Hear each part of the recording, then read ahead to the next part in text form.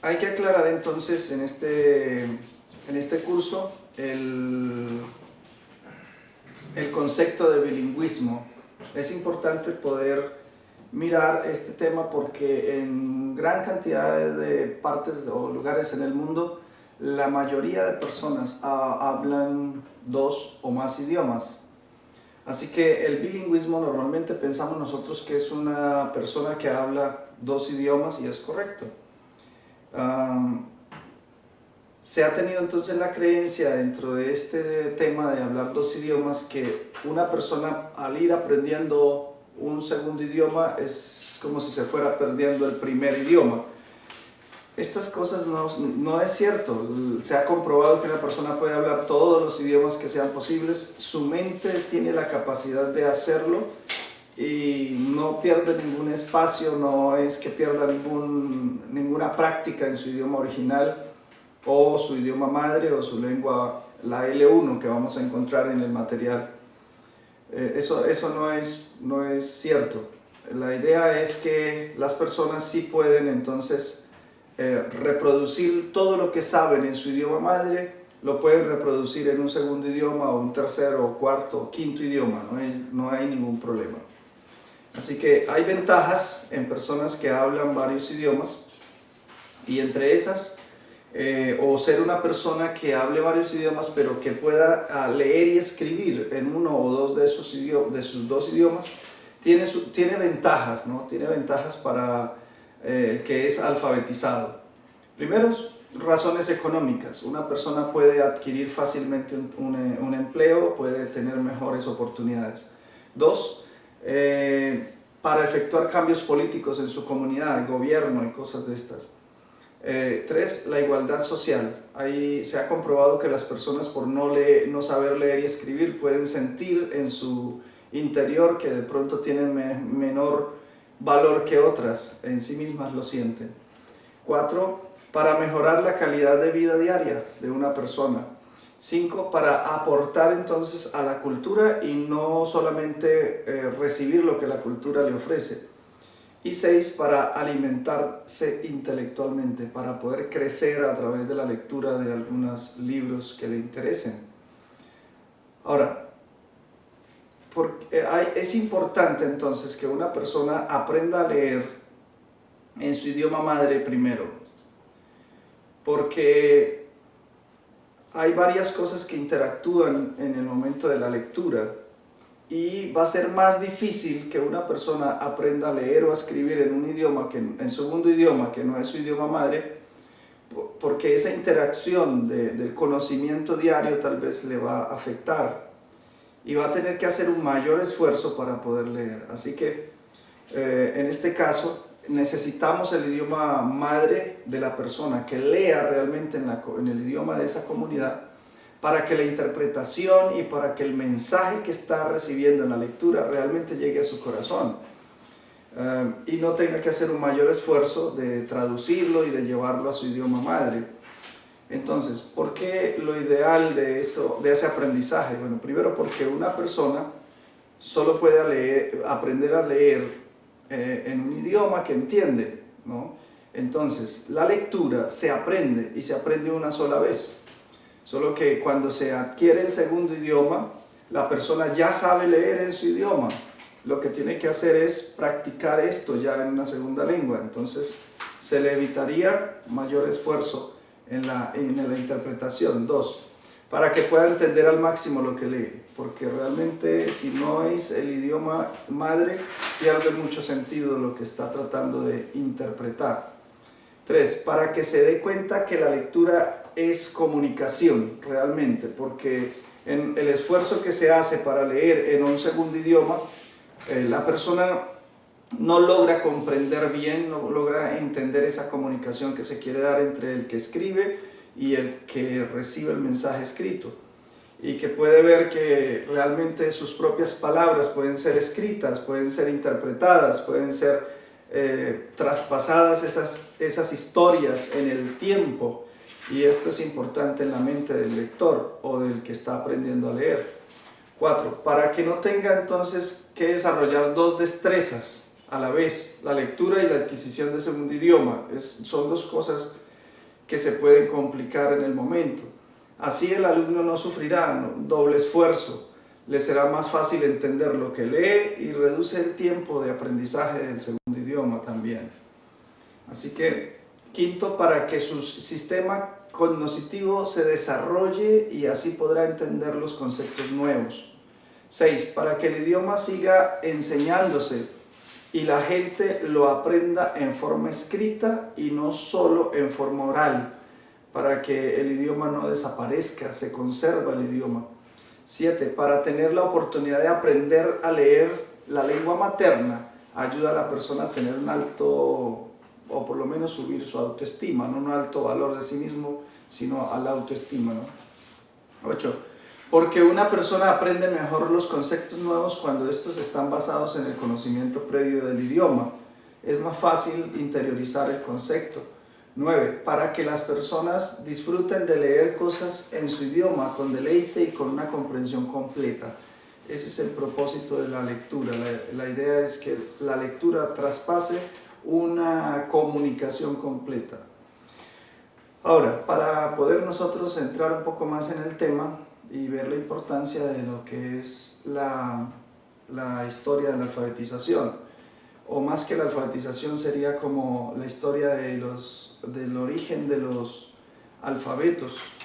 Entonces, todo esto comienza en la Torre de Babel, cuando el Señor decide confundir las lenguas. Entonces aparecen 70 idiomas, ¿no? En el año 3000 a.C. aparece el sistema pictográfico, que era a través de pinturas, las ideográficas, que son de ideas que se están tratando de plasmar en un dibujo o en una figura, y la arcofonética. Aparece en los sumerios, en Mesopotamia, la cuneiforme, también conocida como este nombre, y los jeroglíficos en Egipto. Más o menos en esa época aparecen estos mencionados. Esos jeroglíficos son dibujos que corresponden a algo que quieren representar, una acción que quieren representar las personas. En el año 1700 a 1300 a.C. aparecen los alfabetos consonánticos, aparecen como por primera vez los símbolos que representan un sonido.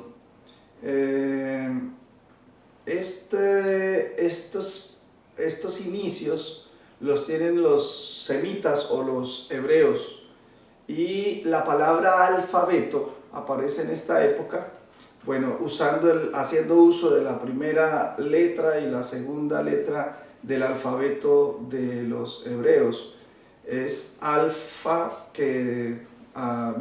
Aleph y Bet, que al pasarlo al griego realmente fue cuando recibieron el nombre de alfa y beta. Entonces de ahí viene la palabra alfabeto, alfa del primer símbolo, y beta, alfabeto, el segundo símbolo del sistema del alfabeto de los hebreos. En el año 850 a.C. aparece el alfabeto griego. En el año 800 aparece el alfabeto etrusco.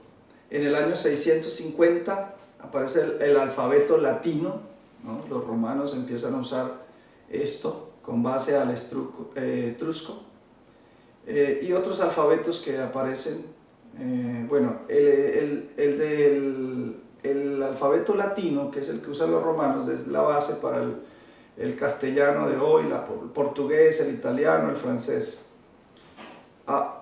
Tenemos otros alfabetos como el visigodo o el gótico, que eso está en el año 311-382 después de Cristo. Después de Cristo son estos.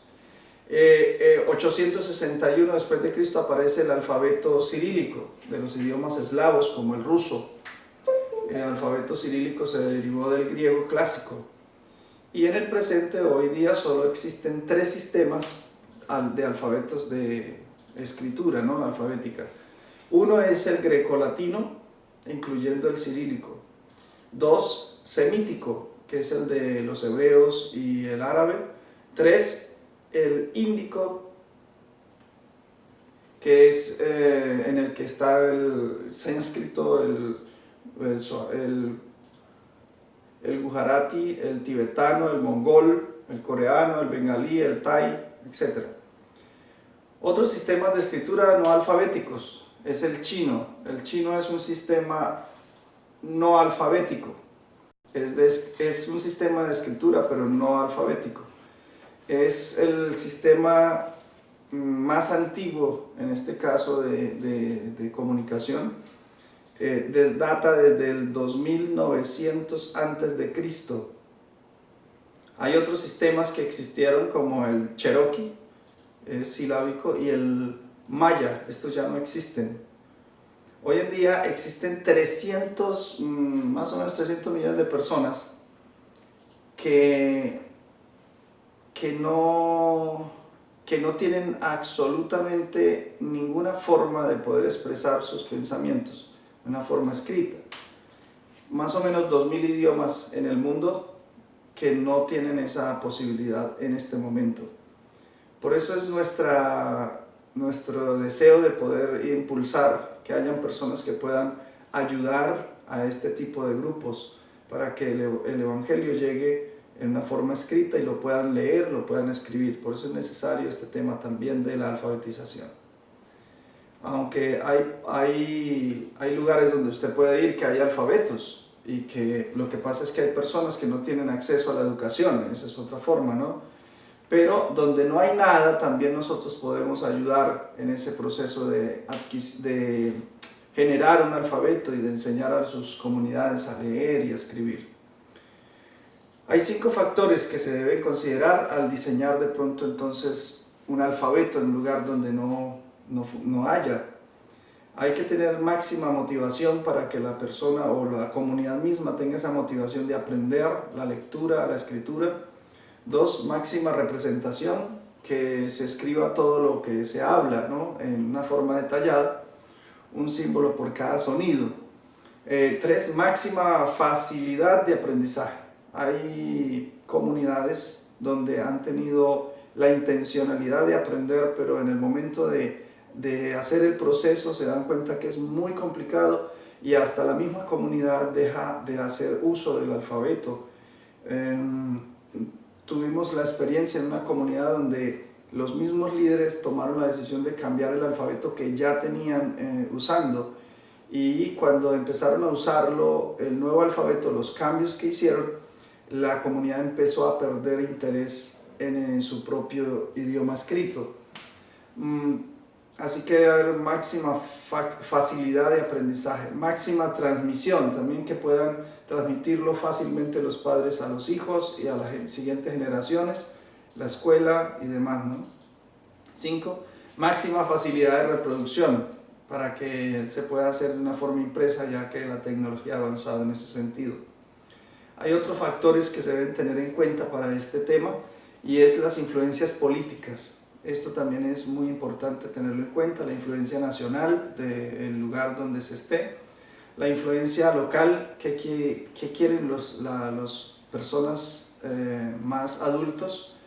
En una forma tradicional a veces afectan algunos símbolos por la cuestión religiosa y algunas cosas tradicionales, la historia de la misma comunidad, la influencia religiosa que viene de afuera. Variantes del mismo idioma, hay varios idiomas, o más bien, hay un idioma que tiene varios dialectos y que puede tener algunas variantes en la parte escrita también, entonces hay que tener en cuenta esto. Las ortografías que ya existan probablemente sean una ayuda. La gente del pueblo misma, qué piensa y qué desea sobre el tema. Los extranjeros que estén allí tal vez que afecten de alguna manera las decisiones, los lingüistas, los antropólogos. Hay una cantidad de cosas que ocurren cuando hay este tipo de personajes dentro de una comunidad. Debe tenerse en cuenta que haya facilidades de reproducción, ¿no?, de todo lo que se está haciendo para que se pueda reproducir el sistema escrito. ¿Con qué facilidades cuenta la comunidad? Esto es algo que debe tenerse en cuenta. Bueno, hay un tema de algunos pasos que debiéramos considerar nosotros para el desarrollo de una ortografía. Hay que hacer una lista entonces de palabras y oraciones en el idioma escritas pero fonéticamente. Dos, haga una lista de la unidad mínima que tiene sentido en la parte escrita. Tratar de hacer esa unidad básica, un listado de esto en el idioma, usando datos obviamente que para determinar esos fonemas y los sistemas que tienen ellos dentro de su propio idioma. Debemos entonces capacitarnos un poquito en lingüística para poder lograr esta parte. 3. Tome en cuenta los idiomas emparentados que hayan con este idioma y probablemente algún idioma que sea en familia lingüística tenga ya una ortografía y esto puede facilitar y puede dar orientación para poder tal vez usar algo y facilitar el proceso y agilizarlo. 4. Proponer algunas opciones de símbolos a las personas encargadas, que son los líderes de la comunidad, que son los dueños de su propio idioma. 5. Escribir diversos materiales, usando las opciones para la ortografía y probarlos con la gente del pueblo para que puedan determinar cuál es su preferencia. 6. Reúna a algunos representantes de la comunidad y explicarles el proceso y las opciones que tienen de ortografía. Y 7. Asegure un acuerdo sobre una ortografía y siga escribiendo muchos materiales. El que escriba más es el que puede avanzar. Hay algunas 2 sugerencias, 3 sugerencias, 4, 5 sugerencias que hay que tener en cuenta en estos procesos. Primero, estudiar lingüística. Se necesita tener conocimientos de lingüística para poder ayudar mejor en una forma técnica a una comunidad a desarrollar su propio idioma. Es la necesidad que se tiene de cómo funciona, entender cómo funciona la fonética, las gramáticas de un idioma. 2. Estudiar la variante del idioma que usted habla, porque puede tener el idioma varias variantes y usted todavía no sabe cuál de ellas es que está hablando. Se necesita estudiar las variantes para poder determinar cuál es el idioma estándar, ¿no? Y poder entender mejor a la gente con la que vamos a ayudar. 3. Recabar los datos o estudiar los datos lingüísticos de otras variantes del idioma para que puedan ayudar en ese proceso a la comunidad a establecer su propia alfabeto y ortografías y demás. Escribir y seguir escribiendo será como la sugerencia valiosa al tener ya un alfabeto, y probar es importantísimo. Hacer las pruebas de eso que se está escribiendo con las personas, lo pueden entender, lo pueden recibir, lo aceptan fácilmente como de ellos. Así que el que puede escribir y puede hacer este ejercicio de comprobación es el que va ganando tiempo, porque la gente misma va aceptando su propio idioma escrito y le toma afecto a su propio idioma.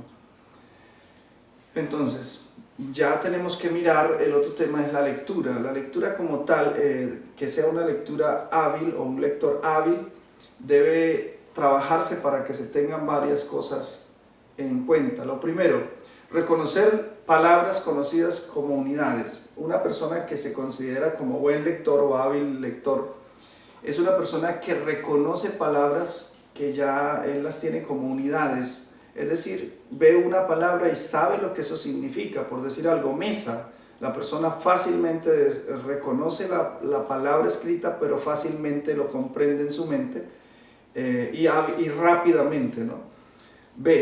O 2, no tiene que procesar cada grafema de cada palabra. La persona hábil o lector hábil no tiene que, como cuando estamos nosotros aprendiendo, a juntar letras o sílabas, sino que es una persona que ya lee la palabra sin necesidad de tener que ir reconociendo cada letra por separado. 3. Extrae significado. La persona automáticamente al ver la palabra puede comprender, y viendo una palabra que conoce, juntándola con otra, entonces va adquiriendo el sentido de una frase más que por palabras por separado.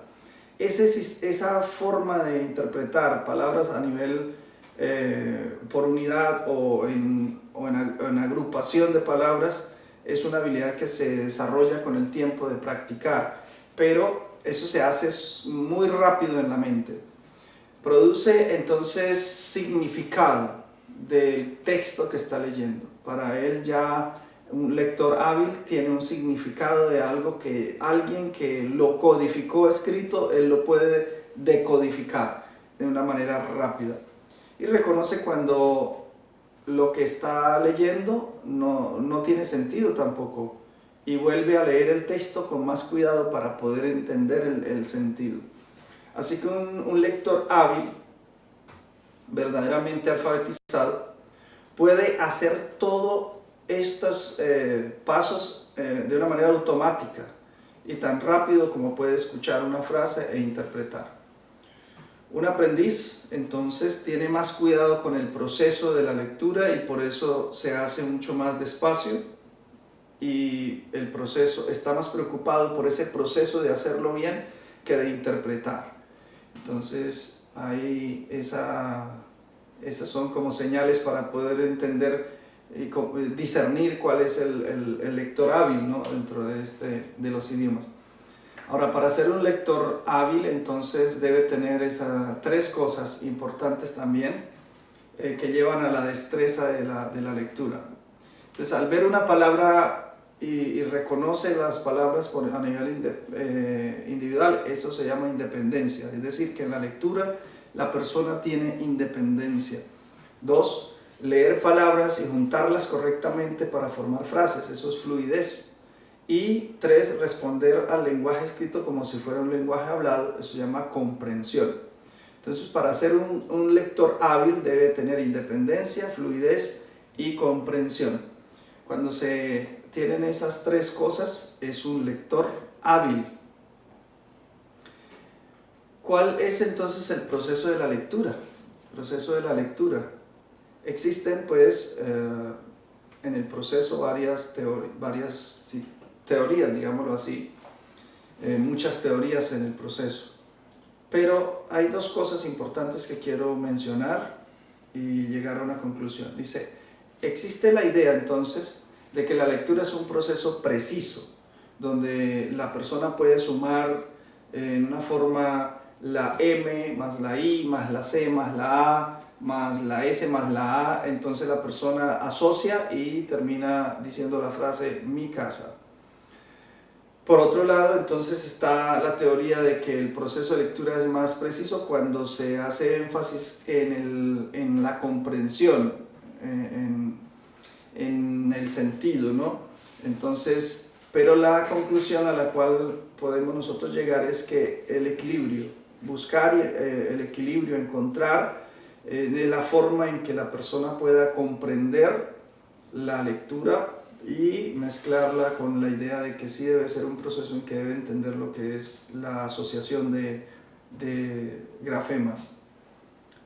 Entonces se aprende a leer con grandes unidades de discurso, sí, se debe practicar, es verdad, pero también entonces se debe dejar que haya un juego lingüístico de adivinanza. La persona en proceso de aprendizaje puede aprender de muchas formas, múltiples formas, pero básicamente es que la persona entienda. Si está haciéndolo de una manera más detallada, donde debe entender cuál es el grafema que se une con cuál para poder hacer cierta palabra, entonces debe comprender el significado de la palabra a la vez.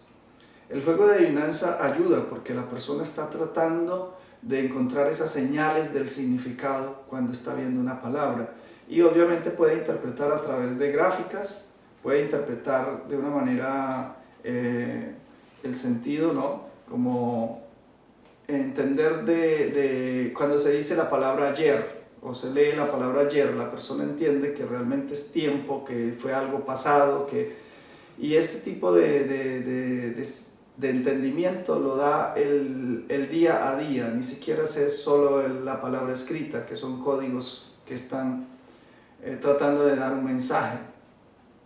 Entonces ahí viene la otra parte, que es la semántica, es el conocimiento de la vida. La persona puede estar en ese proceso de aprendizaje de lectura, puede estar tratando de adivinar con cosas que él ya sabe. Hay cosas del día a día que la persona ya sabe. Entonces podemos nosotros jugar el juego de la adivinanza con gráficas, la sintáctica y también con la semántica. Y nosotros es como un niño en nuestras escuelas. El niño llega al salón de clase, pero ya sabe leer algunas cosas. Él ya sabe interpretar algunas palabras que está escuchando. Así que la lectura no solamente tiene que ver exactamente con lo que es decodificar lo que está escrito, son grafemas o algo. También se trata de la lectura de un ambiente, se trata de la lectura de los colores, se trata de la lectura en todo sentido. Entonces, ese sentido que le da a lo que ya conocemos es lo que le ayuda a la persona en ese proceso de adivinar los significados, adivinar el juego de la adivinanza realmente, como se llama en ese proceso. Entonces, aprender a leer en un idioma que no es su lengua materna hará que el nuevo lector esté desaprovechando ese conocimiento que ya tiene del día a día. Entonces solo se enfrascaría en un esfuerzo por entender cosas que las sabe, pero no sabe cómo decirlas en otro idioma. Así que entonces las teorías que existen para este tipo de enseñanza, estaría la teoría, el método, más bien método analítico, que es el que se basa en la destreza de que se pueda